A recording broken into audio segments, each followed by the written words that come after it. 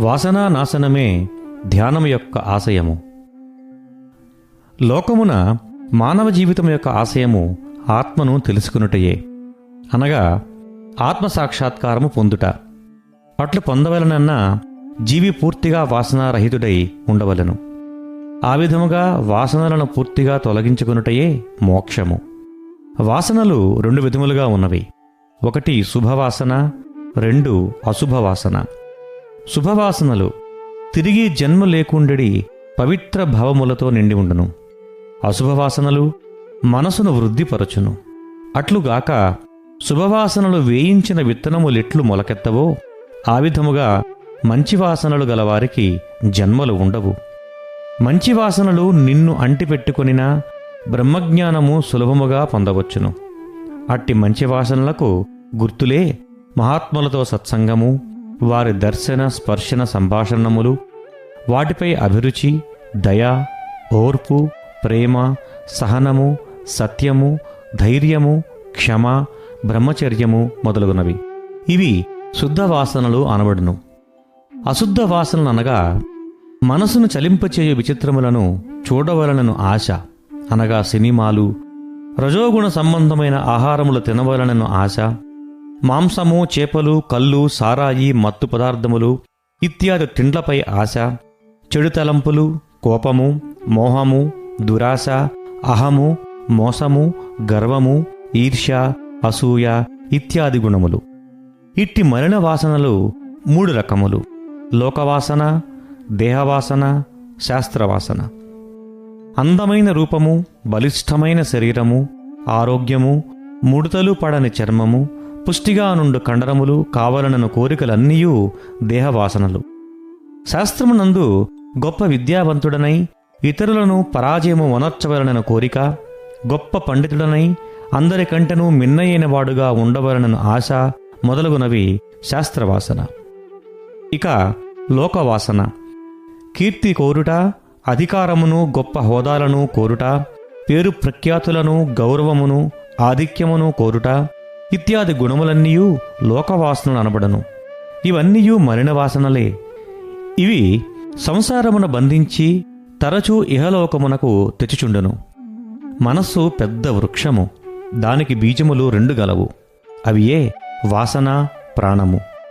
విత్తనము పెద్ద చెట్టుగా మారును, చెట్టు నుండి విత్తనములు వచ్చును. ప్రాణము యొక్క కంపనములు వాసన నుండి కలుగును, వాసనలు ప్రాణము యొక్క కంపనము వల్ల పనిచేయును. ఇందులో ఏ ఒక్కటి నశించినను మిగిలిన 2 నశించును. కావున మనసున ఈ 2ను నశింపవలనన్న అందులోనున్న అజ్ఞానమును నిర్మూలించవలను. తానొక్కడేగాక అతనికొక అసుర కుమారుడు కూడా కలడు, వాడే అహంకారి. అట్టి అసుర అహంకారికి 2 బిడ్డలు, అవియే రాగము, వాసన. కనుక రాగమునకు వాసనకు దగ్గర సంబంధము కలదు. రాగమెచ్చడ నుండునో వాసన అచ్చడనే ఉండును. అవి అన్యోన్యమైన సోదరీమణులు. రాగమనగా ఇచ్ఛ లేక స్నేహము. రాగము వల్లనే మానవునకు మమత కలుగుచున్నది. ఆ మమత వల్ల ఆశలు, ఆశల ఫలమునకై చింతించవలసి ఉండును. కావున మొదట రాగమును, వాసనను పోగొట్టుకొనవలనన్న అహంకారము చంపవలను. అహంకారమును రూపమవలనన్న అజ్ఞానమును హతమార్చవలను. అట్టి అజ్ఞానమును నాశనమునర్చి సుజ్ఞానాభివృద్ధి చేయుటయే ధ్యానము యొక్క ఆశయము. అజ్ఞాన, అహంకార, రాగ వాసనల నాశనమే జీవికి మోక్షప్రాప్తి. ఎవడు వాసనలకు దాసుడై మెలంగునో వాడే జ్ఞానహీనుడనబడును. అతడు నిజముగా దుర్బలుడు. అట్టివాడైనను చింతపడనక్కరలేదు. వాసనను నిర్మూలనము చేసిన తక్షణము కోల్పోయిన దైవతత్వమును మరలా సంపాదించుకొనవచ్చును. వాసనలు హృదయాంతర్గతమై ఉండును, కలవరపరచును. సంస్కారముల కలవరములు లేక కదలికల వలన సౌఖ్యము యొక్క జ్ఞప్తి కలుగును. సౌఖ్య జ్ఞప్తి వలన కోరికల వల్ల ఇంద్రియములు, వాటి నాయకుడైన మనస్సు కలిసి పనిచేయక తప్పవు. అప్పుడు మానవుడు తానాశించిన వస్తువులను సంపాదించి వాటిని అనుభవించవలనని ప్రయత్నించును. ఇవి అతి సూక్ష్మమున స్వల్పకాలమునందే, అనగా కనురెప్ప పాటులో జరుగును. వాసనలు అంత సూక్ష్మమైనవి. విత్తనమందు పెద్ద చెట్టు, దాని పువ్వులు, కాయలు, రెమ్మలు ఎట్లు ఇమిడి ఉన్నవో అట్లు వాసనయందే ఇన్నియూ ఇమిడి ఉన్నవి. కనుక వాసనలే మానవుని విషయసుఖములకు కారణము. వాసనయే లేని ఎడల మనస్సు నిర్మలమగును. ఆ కారణమున దాని సంబంధమైనవన్నీయూ నశించును. వాసనే సత్యమార్గమునకు, ఆత్మమార్గమునకు, అమరత్వమునకు పరమశత్రువు. మలిన వాసనలతో నిండిన మనస్సు బంధములకు లోబడును. వాసన నిర్మూలమైన మనస్సే కానేరదు. ప్రకృతియే వాసనామయ ప్రపంచము. వాసన వల్ల మనస్సు వస్తువులపై ఆకర్షింపబడి వాటి విషయమై మననము చేయుచుండును. వాసనలే నశించిన మనస్సు వస్తువుల విషయమై తలంపదు. మనస్సునకు ఏ రంగు వేసినా ఆ రంగు కలిగి ఉండును. మనస్సు ఒక బట్ట వంటిది. సాత్విక వాసన వల్ల మనస్సునకు తెల్ల రంగు కలుగును. రాజస వాసన వల్ల మనస్సు ఎర్రరంగుగా మారును. తామసిక వాసన వల్ల నల్లరంగుగా మారును. కావున వాసనలు ఏ విధముగా ఉండునో మనస్సు ఆ విధముగానే ఉండును. ఇట్టి వాసనలను నాశనము చేయటమే మనుజుని ధ్యానధారణ. అట్టి ధ్యానధారణలు చేసుకున్నట్టుగా కూడా తగిన శక్తి కలుగును. మనస్సు అంటే వాసనల సమూహమని కొందరు లోకమున అనుకుందురు. ఎన్నియో సంవత్సరముల నుండి ధ్యాన తత్పరులై ఉన్నను తగినంత ధ్యానధారణలు కుదురకున్నవి అనుచున్నారు. ఇందుకు కారణము స్పష్టము. దీనిని వేరుగా చెప్పనక్కరలేదు. వారు వాసనలను నశింపచేసుకొనలేదనే తేలును. కావున ధ్యానాధారణలకు విరోధమైన వాసనలను నిర్మూలనము చేయవలను. అట్టివారు గట్టి పట్టు పట్టవలను. నమ్మకము దృఢముగా ఉండవలను. సాధకులు అప్పుడప్పుడు మలిన వాసనలు కలిగినచో వాటిని తన ఆధ్యాత్మిక సాధనల వలనను ఇచ్ఛాశక్తి వలనను స్వాధీనపరచుకొనవలను. జీవన్ముక్తి యందు వాసనలు దగ్ధమైన స్థితి యందుండును. గృహస్థుని యందు అవి సమృద్ధిగా ఉండును. వాసనలను అణచినంత మాత్రమున మనకు లాభమేమీ లేదు. విషసర్పము యొక్క కోరలు పూర్తిగా పెరికివేయునట్లు వాసనలను పూర్తిగా నిర్మూలించవలను. అట్టి స్థితి యందు మానవుడు బ్రహ్మాకారమును పొందగలడు. పవిత్ర వాసనలు ఎన్ని ఉన్నను ప్రమాదము లేదు. పవిత్ర వాసనలు కూడా ఒక బంధనే. మనమొక ముల్లుని ఇంకొక ముల్లుతో తీసి రెండునూ పారవేసినట్లు మలిన వాసనలు మంచి వాసనలతో తొలగించిన తరువాత మంచి వాసనలు కూడా వదలవలను.